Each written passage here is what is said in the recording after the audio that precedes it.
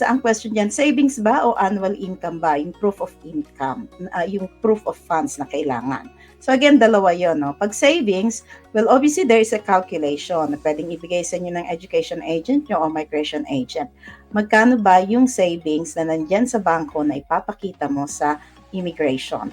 Now, the savings needs to be in your account at least 3 months before you make an application. So, hindi pwedeng pag hiningi ng case officer, saka kayo maghahagilap kung nasaan yung pera.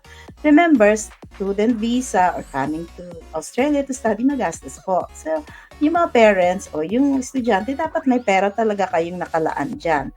Huwag na kayong makikinig dun sa iba na no evidence of funds, no English, no whatever. Because kung wala kayo nun, then you are not a genuinely coming to Australia to study. Okay? So, wag nyo nang paniwalaan yun at baka masayang at ma-refuse lang yung application nyo. Or, kung walang savings sa bangko o hindi kaya yung 35, 45, or 75,000 evidence of funds na pwedeng hingiin, ang sinasabi ko pwede ha, hindi mandatory, pero karaniwan ngayon hinihingi na. Okay, kung wala kayong pera na ganoon, then you have to show the annual income of the people supporting you. Like for example, your parent. So dapat meron silang at least 72,000 Australian dollars annual income in the last 2 years. No, hindi yung ngayon, no, hindi yung in the future o hindi yung last 5 years. Wala nang pakialam yung 5 years. The last 2 years, you have to establish na yung mga parents niya o yung sponsor niya ay talagang may kitang ganon. No? So easy, sa taxation records, bangko, payslip, yun yung papakita nyo.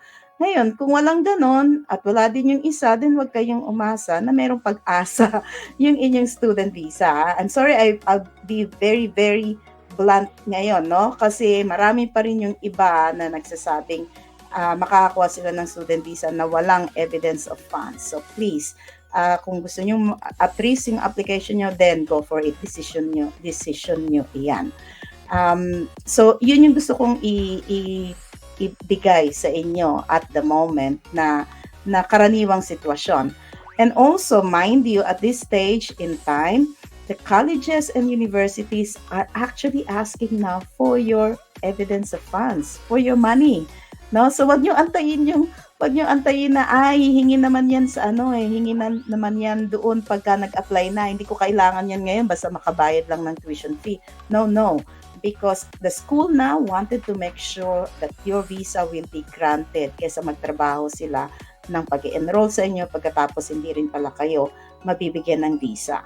Now also, for the applicants from the Philippines, marami na pong school ngayon na nag-relax sa pagtanggap ng applications from the Philippines. Okay? When I say relax, hindi actually relaxation yon.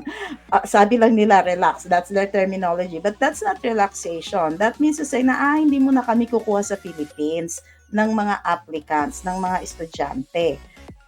Bakit? Kasi napakataas ng refusal rate ng mga applicants from the Philippines. Why? Because of the problems that I have already explained. Okay? So, savings or annual income, pareho yan. Parehong bearing yan. Kung wala ka sa savings, punta ka sa annual income.